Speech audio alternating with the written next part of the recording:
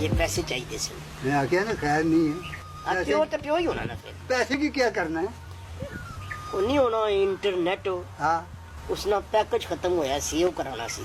तो जी तू दिहाड़ी राती पढ़ना है, तू इंटरनेट की क्या करना है बाबा जी असा की स्कूल ना कम मिलया होमवर्क 2 घंटे फेसबुक ते 2 घंटे यूट्यूब। ये दसो पुत्र जी 30 रुपए ना पैकेज हो सी या 50 रुपए ना बाबा जी मैं कोई नस्वार या तमाकू ते नहीं आना ना। हमारा मतलब है पैकेज है ना जी 300 रुपया लग सी।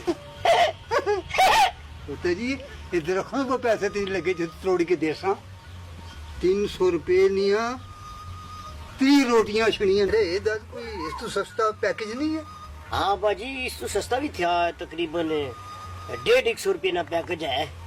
चलो कोई नवी फिल्म ही कदी डाउनलोड करी इंसान।